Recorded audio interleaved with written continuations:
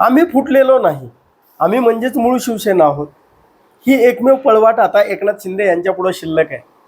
आणि शिवसेना हे नाव पक्षचिन्ह वाचविण्याची त्यांची शेवटची धडपड याच एकमेव पळवाटेवर आता अवलंबून आहे. तर उद्धव ठाकरे गट हा एकनाथ शिंदे गटाला मूळ पक्षातून बाहेर पडलेला फुटीर गट मानतो आणि त्यामुळं 10व्या अनुसूचीनुसार ते पक्षांतर बंदी कायद्याच्या चौकटीत बसतात आणि त्यामुळं त्यांच्यावर अपात्रतेची कारवाई होणं गरजेचं होतं असं उद्धव ठाकरे गटाचं म्हणणं आहे. मग जर आता त्या नार्वेकरांनी म्हणजे विधानसभेच्या अध्यक्षांनी निर्णय जर नियमाला अनुसरून घेतला नसेल तर ती अपात्रतेची कारवाई म्हणजे आता जर त्यानुसार त्यांना अपात्र ठरवलं, एकनाथ शिंदेंना अपात्र ठरवलं तर काय, म्हणजे न्यायालयाचं म्हणणं आहे की ते आता अपात्र ठरू शकतात का असा प्रश्न करता येईल का, ठरतात का, असा जो प्रश्न न्यायालयाने विचारला आहे तो प्रश्न त्याचं उत्तर देताना ठाकरे गटाचं म्हणणं आहे की जर नार्वेकरांनी नियमाचं पालन केलं नसेल तर ते निश्चितच अपात्र ठरतात आणि जर ते अपात्र जर झाले तर मग काय, मग पक्ष आणि चिन्ह मग हे कुणाचं, म्हणजे हा वाद ठरवण्याचा अधिकार कोणाला, निवडणूक आयोगाला. पक्ष आणि चिन्ह हे निवडणूक आयोग ठरवतं, पण मग या विधिमंडळातल्या बहुमताच्या आधारावर पक्ष हा एकनाथ शिंदेंचा मानणं किंवा व्हीप हा भरत गोगावलेंचा लागू होतो असं सांगणं. मग जर भरत गोगावलेंचा व्हीप चालू जर म्हणजे लागू पडत होता तर अपात्रतेची कारवाई उद्धव ठाकरेंच्या गटावरती का नाही बरं झाली. मग जर दोन्ही गट एकमेकांच्या समोर उभे आहेत, एक तर आता नार्वेकरांना हे मान्य आहे का की शिवसेना फुटली आहे का, आणि शिवसेना फुटली आहे असं जर नार्वेकरांना वाटत असेल तर उद्धव ठाकरे तिथं जिंकतात. कारण उद्धव ठाकरे गटाला फक्त आणि फक्त सेना फुटली आहे आणि फुटीर गट हा पक्षांतर बंदी कायद्यानुसार म्हणजे त्यांना शिक्षा होणं गरजेचं आहे असं त्यांचं म्हणणं आहे. पण मग आता न्यायालयानं जर या नार्वेकरांचा म्हणजे विधानसभेच्या अध्यक्षाचा निर्णय चुकीचा होता असं जर ठरवलं, तो निर्णय रद्द केला, तर मग मात्र निवडणूक आयोगानं जी गोष्ट या विधिमंडळाच्या अध्यक्षांनी केली, म्हणजे विधानसभेच्या अध्यक्षांनी तीच गोष्ट निवडणूक आयोगाने केलेली आहे. विधिमंडळातल्या बहुमताच्या आधारित पक्ष आणि चिन्ह दिलेलं आहे.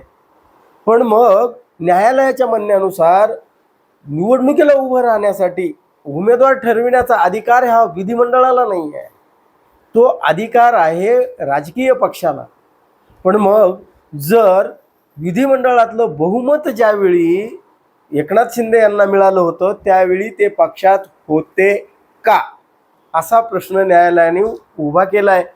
आणि त्या प्रश्नाचं उत्तर मिळालं तर मग काय, जर ते पक्षात होते तर ते सुरत, गुवाहाटी किंवा त्यांनी सुद्धा पुन्हा गोवा मार्गे मुंबई आणि पुन्हा भरत गोगावलेंचा व्हीप म्हणजे प्रभूला काढून गोगावलेंना जे काही व्हीपचं म्हणजे दिलं, त्यांनी प्रतोद म्हणून नियुक्ती केली, ती नियुक्ती सुद्धा कुठेतरी कायद्याच्या कसोटीवर तपासली जाते.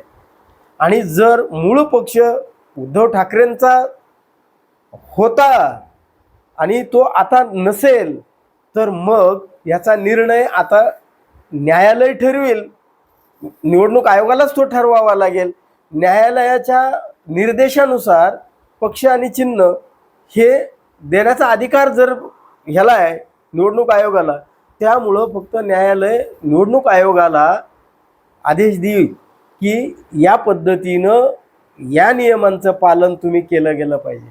पण आता उद्धव ठाकरेंना खरंच शिवसेना पक्षाचं नाव आणि चिन्ह हवं आहे का, एकनाथ शिंदेंना जशी गरज आहे तशी यांना खरंच गरज आहे का, तर या उद्धव ठाकरे गटाला आता पक्ष आणि चिन्ह नाही मिळालं तरी चालेल असं त्यांना लक्षात आहे, म्हणजे त्यांना गरज नाही आहे त्याची.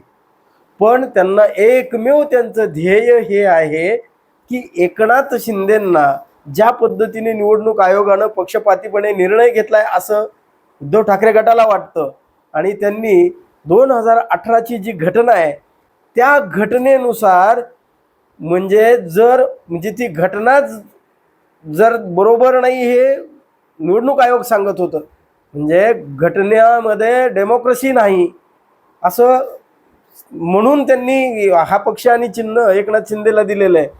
पण मग तो अधिकारच, पक्षांतर्गत लोकशाही ठरविण्याचा अधिकारच या निवडणूक आयोगाला नाही असं उद्धव ठाकरेंच्या वकिलांचं म्हणणं आहे.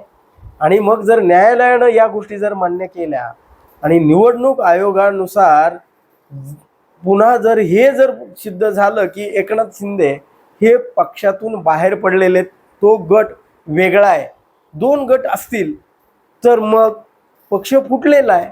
आणि मग जर पक्ष फुटलेला असेल तर 10व्या अनुसूचीनुसार पक्षांतर बंदीचा कायदा त्या ठिकाणी लागू होतो. पण आता यांना अपात्र ठरवण्याचा जो काही आग्रह कपिल सिब्बल जे करतायत किंवा ते कामत जे म्हणतायत की अपात्र ठरवणं, एकनाथ शिंदेंना अपात्र ठरवलं आणि त्यांचा जरी आत्ताच्या उपमुख्यमंत्री पदावर त्याचा काही परिणाम होणार नसेल आणि होत नसेलही, पण त्यानुसार त्यांना निवडणूक आयोगानं सुद्धा पक्ष आणि चिन्ह देताना पक्षपातीपणा केलाय हे त्यांना दाखवून द्यायचं आहे.